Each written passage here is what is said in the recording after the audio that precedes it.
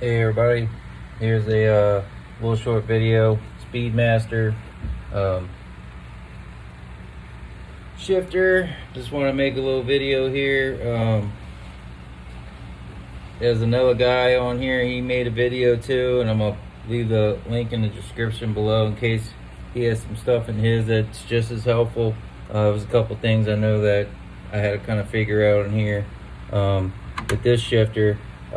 Now this car, not that it matters, is the 31 Ford Chevy drivetrain 700 R4. This is the shifter here. This one I made a little bracket just because you know, I was gonna put a long shifter. We're gonna redesign this one and make a CNC billet one that's really long. But so I could mount it on the floor because the sweep would be too far on that. But so I'm gonna show you here what I got going on here under here. Hopefully it's not too dark. Yep, it's gonna be too dark. Let me get a light here. This just so I could show you guys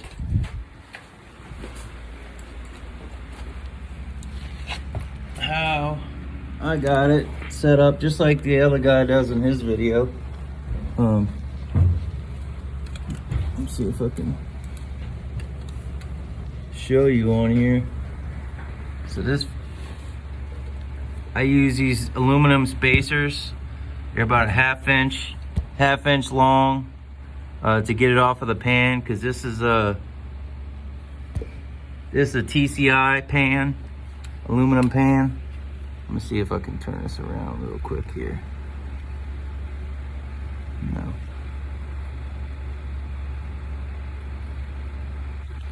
But anyway, I put the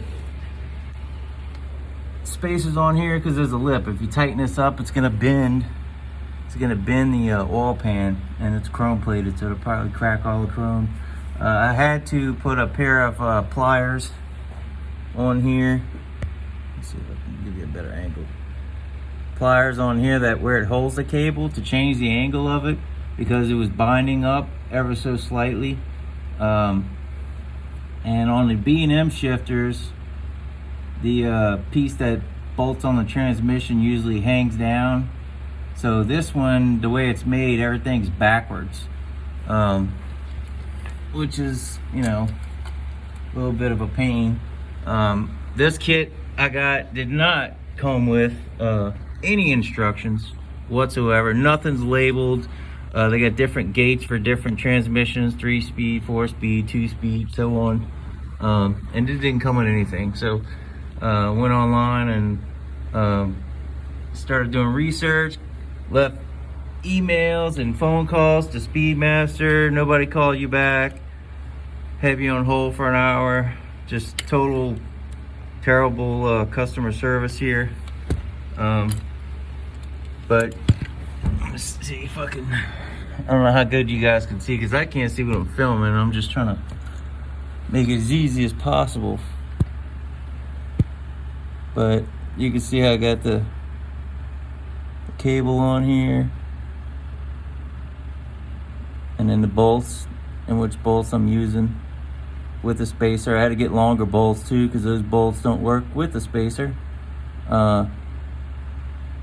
And then drilling the hole through the car, I had to get the nuts off of, there's 2 lock nuts on the threaded end of the cable right here, and they were a pain to get off and a pain to get on, because I didn't want to drill a big hole through the floor of the car, just big enough for the diameter of the cable.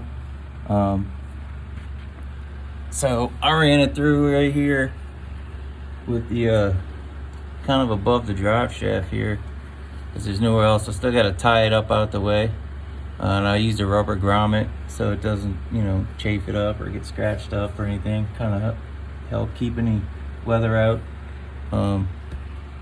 It just makes it for a better install. And I'll show you on the top side here.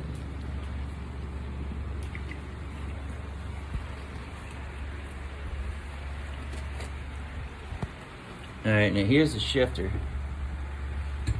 Now, the numbers on it aren't really where they should be, because I don't even know why they put it on there. It should give you different stickers for it. So this is in park,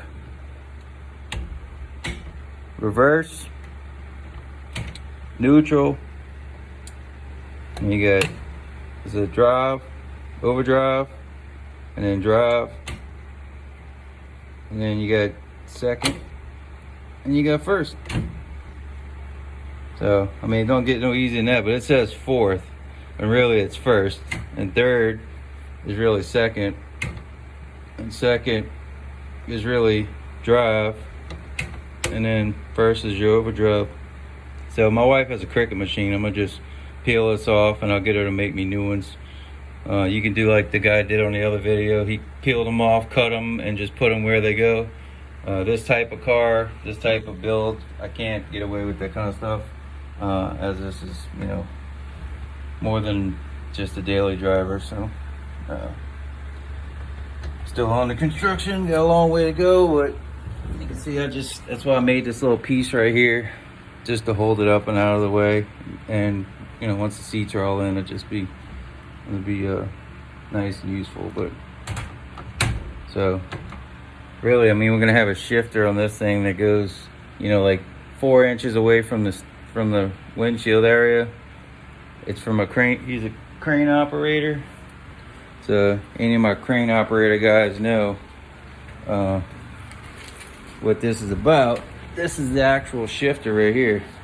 It's brass. This thing's cast iron, but it's got some bends and stuff in it. So I'm re-engineering the actual shifter mechanism out of this one, out of billet, and we're gonna modify, and I'm gonna cut and have this bolt onto there and have it all re-chrome plated, all the brass hardware and stuff. So do something cool. But that's about what I got going on there. So if anybody's looking to buy one of these shifters, this is the pistol grip one. They actually have 2 different models. The one like your buddy has in the other video with the round ball. This is the pistol grip one. I did take the side covers off of it because I you know, working on it, and all that stuff comes on it. It's a nice little kit. They just, you can tell it's kind of they skimped on some of the things where they shouldn't have. So I hope this video helped somebody out. You got any questions or anything, you know, leave a comment down at the bottom, and hit that thumbs up, subscribe, and ring the little bell, and you'll know all the crazy projects, cars, dirt bikes. I ain't no telling what the hell I'm working on, but y'all have a good one. Peace out.